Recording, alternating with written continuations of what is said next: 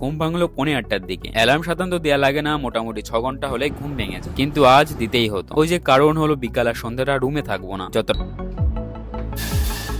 করে আমি পড়তে বসে পড়ি ঠিক 8:30টার দিকে। প্রথমে 1 ঘন্টা অ্যানশিয়েন্ট হিস্ট্রি কিছু পিওয়াই কেউ দেখছিলাম। দাদা সন্ধ্যাবেলাটা ছোটখাটো পিকনিক আয়োজন করা হয়েছে, তো সেখানে যেতে হবে একটা স্পেশাল কারণে, তবে কি কারণ সেটা সন্ধ্যাবেলায় জানাবো। এরপর বেরিয়ে পড়ি। বহুদিন হয়ে গেল গঙ্গার পাড়ে যাওয়া হয় না, পাশেই গঙ্গা, তো ভাবলাম আজ একটু ঘুরেই আসা যাক। আমরা সব বন্ধুরা এই পার থেকে ওই পার 7 টাকা 14 টাকায়। শুভজিৎ দা 100% ডেডিকেশনের সাথে পড়াশোনা করছে। উপলক্ষ ছিল 1 জানুয়ারি, কিন্তু এবার একটু আলাদা কারণেই।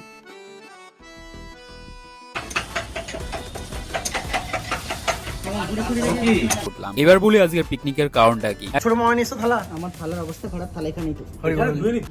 সুন্দর রান্নাঘর, কিচেন আমাদের। দাদারা ঘুমিয়ে পড়লে আমরা বন্ধুরা গল্প শুরু করি, আর গল্পের আসরে কখন সকাল হয়ে গেল আমরা বুঝতে 1:30টা প্রায় বেজেই গেছে, আর আজকের দিনটা কমপ্লিট হলো। 12:30টা পর্যন্ত ফিক্স রুটিন থাকলেও সেটা একদমই ফলো করা হয় না। যতক্ষণ না ডেইলি টাস্ক কমপ্লিট হয় ততক্ষণ চালিয়ে যাও।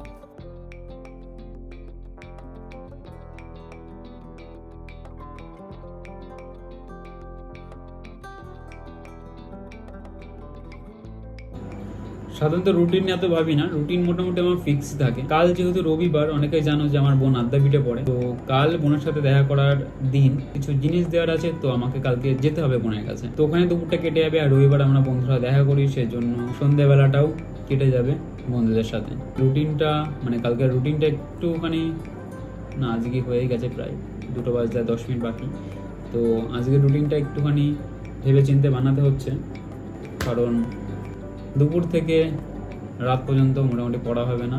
সকালে যতটা পড়া কমপ্লিট করা যায়, তারপরে আবার রাতে রুমে ফিরে, সেজন্য রুটিনটা একটু ডিফারেন্ট হল। বাকি কথা কালকে হবে। এখন প্রায় 2টো বাজতে 10 বেজে গেছে। প্রতিদিনই লেট হয়ে যাচ্ছে, আজকেও লেট হয়ে গেল। তো মশা রে ভাই, এই গরমকালে একটা সমস্যা, প্রচুর মশা। তো মোটামুটি কালকে টু ডু লিস্ট বানানো কমপ্লিট, আর আজকের মতো এখানেই কমপ্লিট। দেখা হচ্ছে কালকে সকালে। টাটা।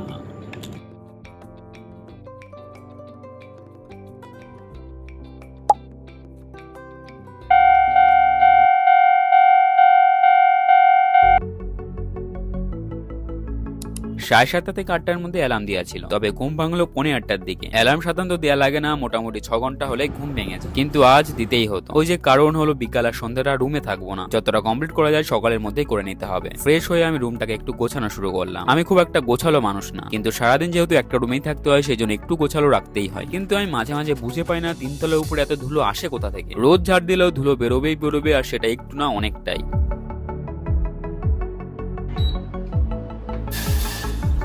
চা বন্ধ ছিল গোটা একটা মাস, আর এই চা পাতাটা দার্জিলিং থেকেই আনা। চিনি খাওয়া প্রায় 1 মাস বন্ধ রেখেছিলাম। চা তো বন্ধ রেখেছিলাম গরমের জন্য, আর ভাবলাম চিনিটা বন্ধ করে দিই। তো আজ প্রায় 1 মাস পরে চা খেলাম, আর চিনি ছিল না, সেই জন্য মধু দিয়েই খেলাম। চার পাউরুটি দিয়ে ব্রেকফাস্ট করে আমি পড়তে বসে পড়ি ঠিক 8:30টার দিকে। প্রথমে 1 ঘন্টা অ্যানশিয়েন্ট হিস্ট্রি কিছু পিওয়াই কেউ দেখছিলাম। এরপর শুরু করলাম অঙ্ক। গতকাল কিছু মক দিয়েছিলাম, সেখানে কিছু অঙ্ক পারিনি, সেগুলোই করছিলাম।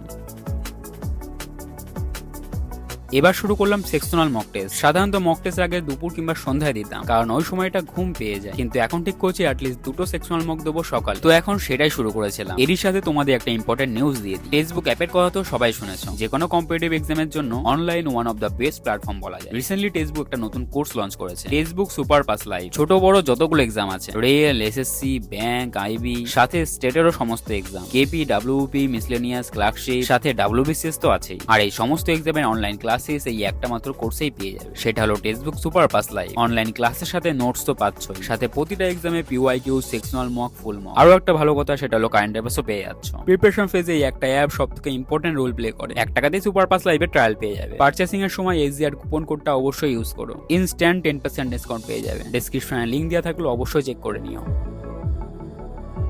শেষে প্রায় 1 ঘন্টা মতো মক দিয়ে 12:15টার দিকে স্লটটা কমপ্লিট করি।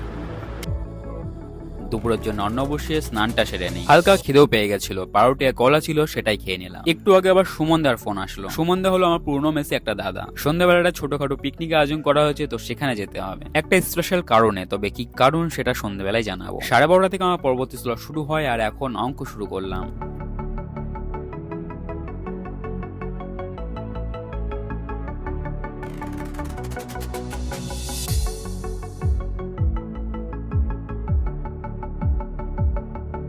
এই স্লট প্রায় 2টোর দিকে কমপ্লিট হয়। বিলম্ব না করে নিচে চলে যায় জেঠিমার কাছে তরকারি আনার জন্য।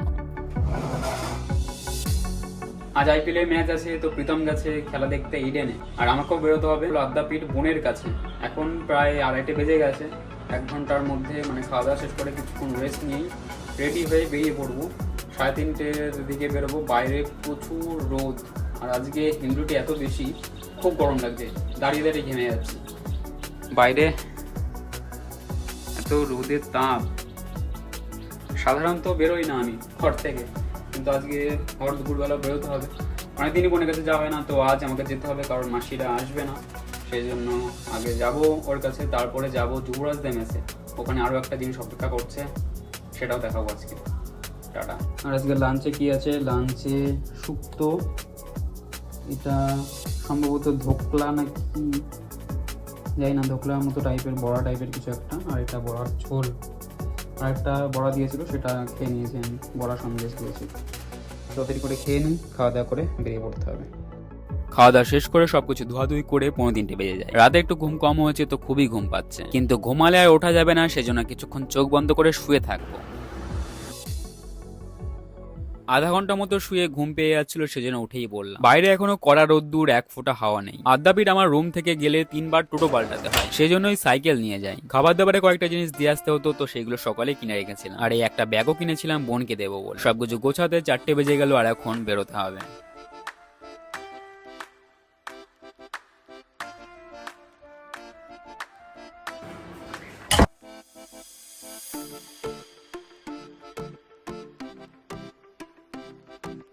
যেতাম তো প্রীতমের সাইকেল নিয়ে, কিন্তু শেষ মুহূর্তে ও সাইকেলের চাবিটা খুঁজে পাচ্ছিলাম না। আর ও তো খেলা দেখতে চলে গেছে, সেই জন্য বিট্টু সাইকেলটাই নিতে হলো। ছোট্ট সাইকেলে চালাতে একটু প্রবলেম হয়, তো ও টুকটুক করে চলতেই থাকলাম।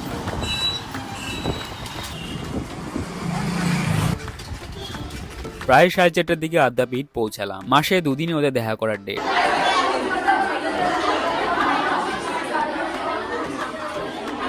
5:30 পর্যন্ত ওখানে ছিলাম, এরপর বেরিয়ে পড়ি। বহুদিন হয়ে গেল গঙ্গার পাড়ে যাওয়া হয় না। পাশেই গঙ্গা, তো ভাবলাম আজ একটু ঘুরেই আসা যাক।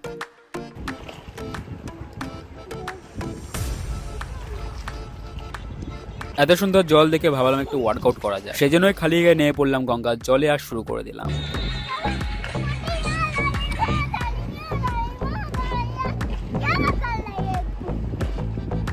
এখানে একটা ছোট্ট ভাই আর কাকু এসেছিল হাওয়া খেতে। ভাইটা যে কি বলছিল আমি নিজেও বুঝতে পারছিলাম না। আমি ওদের দেখে এখানে এসেছিলাম, কারণ পাড়ে খুব একটা হাওয়া লাগছিল না, আর ঘাটটা জঘন্যতম নোংরা।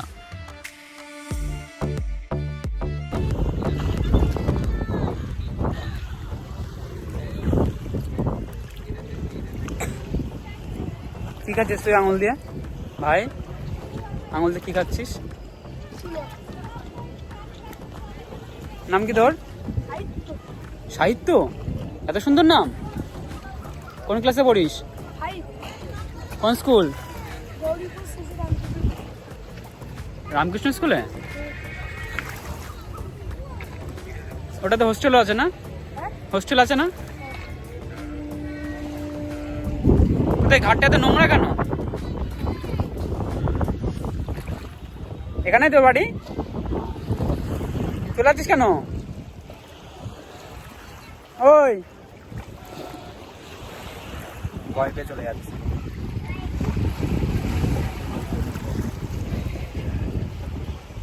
পেছনটা এতটা নোংরা হলেও সামনেটা দান্ত। 5 মিনিট ভাঙাচোরা রাস্তা দিয়ে আসলাম এখানে ঠিকই, কিন্তু আসাটা সার্থক হলো। সুন্দর ঠান্ডা হাওয়া, গঙ্গার পাড়। ওই ভাইটার মতো আমার মনে হচ্ছে একটু স্নান করলে ভালো হতো, কিন্তু গামছা নেই। আমি কি সুন্দর স্নান করছে। তোকে ভাটা ছিল, সেই জন্য আরো বেশি নোংরাই পাড়টা। সুন্দর আকাশটা বেশ গোলাপি হয়ে গেল। এই পাশে হলো আড়িয়াদহ ঘাট। আয় কি? আচ্ছা।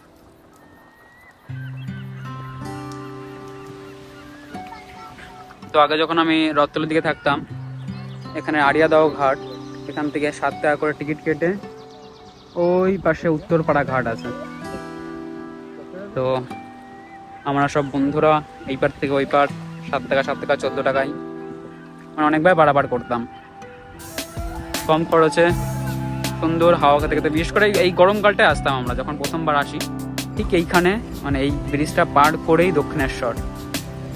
তারপরে ওই যে দেখা যাচ্ছে বালুর ব্রিজ, যেখানে আমরা যাই। আর এখানে दीदी उसकी भाई आ गया। हाथ में क्या है तेरा? दो मुझे प्रसाद। नहीं आप खा। आपका नाम क्या है? अनन्या। और उसका? अर्पित। अर्पित अर्पित आपका दीदी आ गया, दीदी आ गया। अर्पित का रोना बंद हो गया।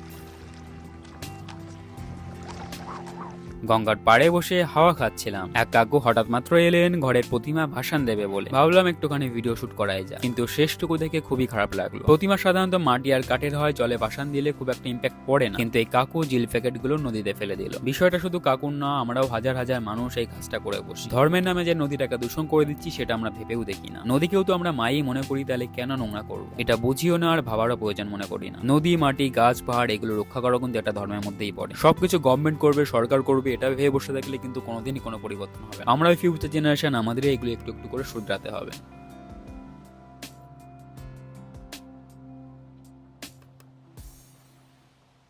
সন্ধ্যা পর্যন্ত গঙ্গার পাড়ে কাটিয়ে আমি রওনা দিলাম আমার পুরনো মেসের দিকে। গাইস আমি আসলাম প্রতীকের রুমে। জামাটা পরিনি কি রে? আর এই যে বাহাতে পড়াশোনা করছে। আমি আসলাম ডাক দিতেই প্রতীক বাঁ হাত দিয়ে বইটা রেখে দিল এই পাশে। ভাই এত লুকিয়ে কি হবে? এত সুপার স্টার আমাদের লুকিয়ে পড়াশোনা করে।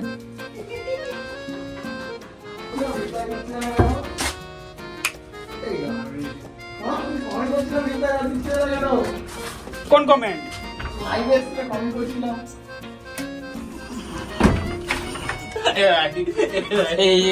আরেকজন কোথায়? আরেকজন নেই? এ কুলার কিনেছে, এটা তো বড় লোকস ভাই, এটা তো বড় লোকস।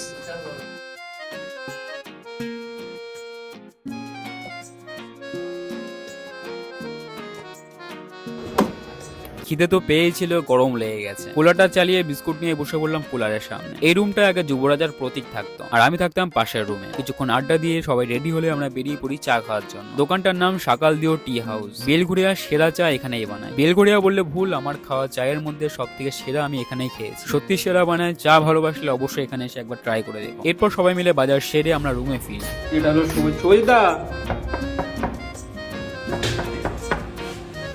পড়াশোনা।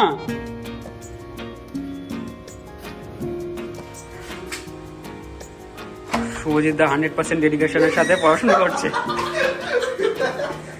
শুভজিৎ দা পড়াশোনা করছে। দাদা আরে চাপ নেই, করো করো পড়াশোনা করো। হ্যাঁ জুড়া ডিস্টার্ব করো না। আমাদের রান্নার সরঞ্জাম এখানে রেডি।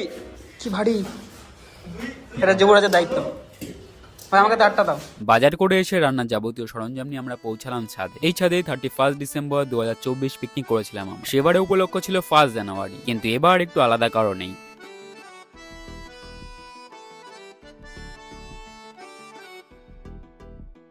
ছাদে বেশ হাওয়া দিচ্ছে, যার জন্য গ্যাসে রান্না করতে একটু প্রবলেমই হচ্ছে, তবুও কোনো রকম ভাবে ম্যানেজ করা হয়েছে। চিকেন ম্যারিনেট হচ্ছে, আর এদিকে আমাদের জোগাড়, রান্নার জোগাড় ওদিকে ছিল, কিন্তু এদিকে আনা হয়েছে হাওয়ার জন্য। মামা এখন কি হচ্ছে? চাটনি, আমডাল। আমি চাটনি হচ্ছে এখন।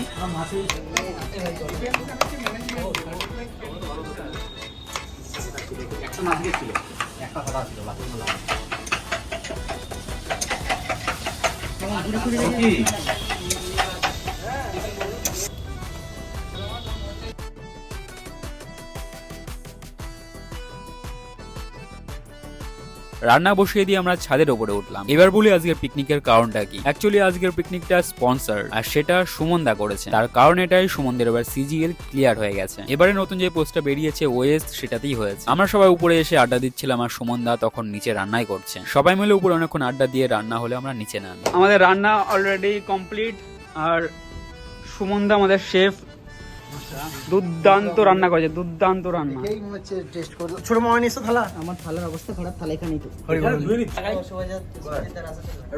দেখাও আমাদের। সুবোধা ওদিকে লজ্জা পাচ্ছে কেন? যে আমাদের জন্য যে সাকসেস এদিকে এদিকে আমরা এদিকে এই মেসেজ জোগাড় এটা এই ব্যাপার নাকি মেস লাইফ। মেসেজ জোগাড়। এটা আমাদের আজকের রান্নাঘর ছিল, সুন্দর রান্নাঘর, কিচেন আমাদের। ক্রস করে দিয়েছে নিচে গামলা নেবো। বলছো কথা হচ্ছে সবই ঠিক আছে, কিন্তু আমাদের ভাতের খুব সমস্যা পড়ে গেছে। ভাত দেখি ভাই শেষ হয়ে গেছে এদিকে। ভাই ওইটুকুনিতে পেট ভরবে তো? সুমন দা পেট ভরবে তো? আমাদের দাও ধরে শর্টে যে আমাদের এখানে এরকম করে সাকসেস সুভাষ মামা। এই যে মামা, থ্যাংক ইউ। খাওয়া দাওয়া শেষ করতে করতে প্রায় 12:30 বেজে গেছিল। রুমে আজ আর ফেরা হলো না, ওদের মেসেই শুয়ে পড়লাম। আর তার আগে সবাই মিলে অনেকক্ষণ গল্প করলাম। গল্প চলে প্রায় 2:30 পর্যন্ত। দাদারা ঘুমিয়ে পড়লে আমরা বন্ধুরা গল্প শুরু করি। আর গল্পের আসরে কখন সকাল হয়ে গেল আমরা বুঝতেও পারি। যাই হোক, ভালোই হয়েছিল। তখনই রুমের দিকে রওনা দিয়েছিলাম। এই পর্যন্ত ছিল আমার লাইফের আরো একটা দিন, আরো একটা এপিসোড। নতুন কোনো একটা দিনের জার্নি নিয়ে আবারও ভিডিও নিয়ে আসবো। আজকের জন্য এই পর্যন্ত সমাপ্ত। ভিডিওটা কেমন লাগলো কমেন্টে জানিও, আর কোনো প্রশ্ন থাকলে সেটাও কমেন্টে জানিও। জয় হিন্দ বন্ধুরা, এই পর্যন্ত ছিল আজকের ব্লগ।